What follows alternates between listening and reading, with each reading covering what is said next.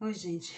Eu parei um pouco aqui a minha faxina, que quando você tem filho, vocês sabem melhor que eu, né? Quando você tem filho pequeno, que você trabalha fora e que a pessoa que te ajuda a cuidar dos teus filhos não pode vir, então vocês imaginem aquele dia de zona, né? Bem pesado e bem difícil. Então, eu dei uma paradinha rápida, não vou nem dizer o que fiz até agora, porque não vai ajudar, para partilhar um pouco com vocês o que eu ouvi, né? Tem uns dias aí que eu tenho ouvido de alguns pais.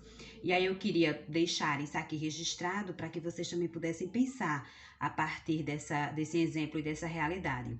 Eu ouvi alguns pais dizendo assim, reclamando que a geração de hoje é uma geração mais fraca, é uma geração mais frágil, os filhos não são fortes como os pais eram, e eles atribuem também a essa fragilidade dos filhos, né, a uma vida confortável que os filhos estão tendo.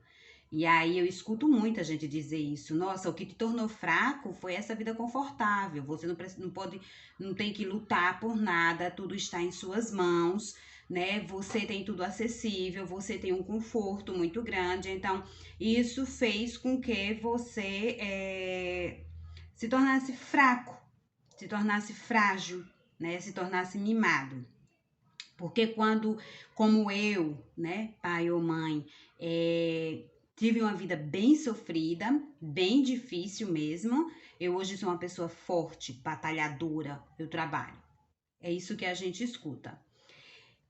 Eu vou trazer para vocês, né, a minha visão, tanto de experiência com esses dois lados, né, do pai e da mãe que foi criado nesse contexto de muito trabalho, né, como também de pai e mãe de filhos que não precisam ter passado pelo que eu passei para se constituir.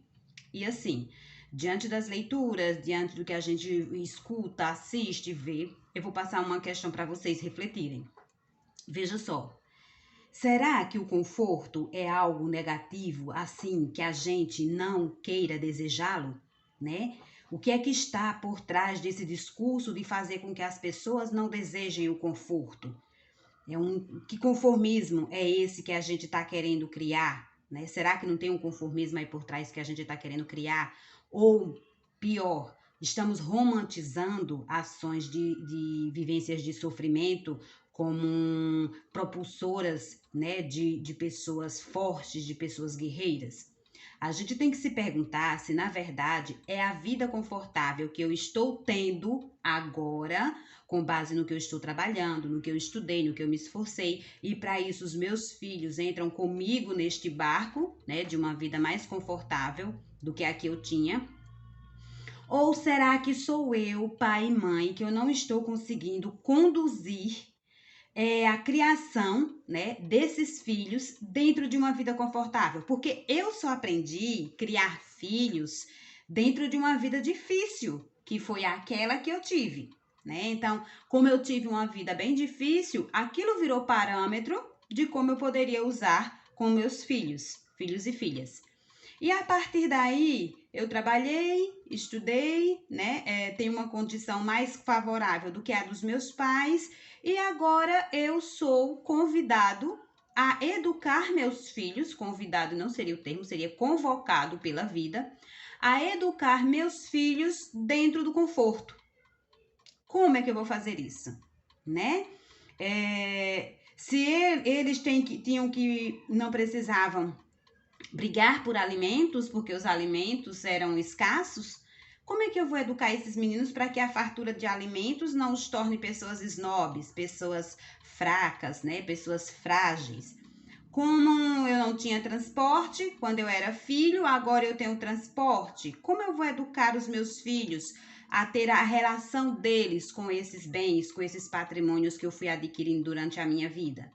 E daí a gente começa, né, a se perguntar se de fato é a sua condição de conforto que está criando gerações e filhos frágeis, fracos, ou se na verdade é a sua formação, né, a sua concepção do que é criar filhos, que só foi baseada na escassez.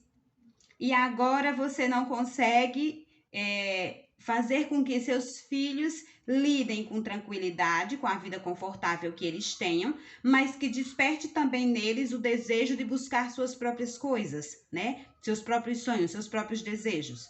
A gente precisa bastante refletir sobre essa questão para que a gente não esteja cada vez mais propagando que as gerações de hoje são fracas pelo fato delas não precisarem correr atrás da sua sobrevivência, da sua subsistência, porque ela já está em casa. E sim começar a se perguntar como fazer para educar filhos dentro de uma condição favorável. Eu acho que a questão está em nós, como criadores, como formadores de futuras gerações. E não nessas gerações como estão vindo, né? E aí eu faço... Você proporciona, desde criança, desde a infância, diálogos e momentos para que essa criança se familiarize com essa vida confortável que vocês têm, sem necessariamente colocar na cabeça que ela já tem, não precisa mais, ou que ela precisa lutar. Como é que você está lidando com essa questão? Como é que você está trabalhando com essa questão na criação dos seus filhos, né? A partir do momento que você começar a se questionar sobre isso, você consegue lidar melhor com a relação bens e filhos dentro da constituição da família, né? Dentro da criação. Então, aqui fica essa proposta de refletir, isso foi com base nessa pequena reflexão, né, que nós estamos fazendo aqui de forma breve, para que pais e mães estejam orientados na questão de como conduzir a formação, né, dos seus filhos, de forma que eles sejam pessoas fortes, pessoas que possam sim ter sonhos, né, ter desejos, e que possam trilhar seus caminhos e que possam traçar seus projetos, seus objetivos dentro do conforto que elas têm. Que necessariamente nós não somos o que somos porque não tivemos isso, né? E eles também não vão ser fracos, por exemplo, porque eles têm isso. É a forma como a gente conduz esse sujeito dentro da escassez e esse sujeito dentro da fartura.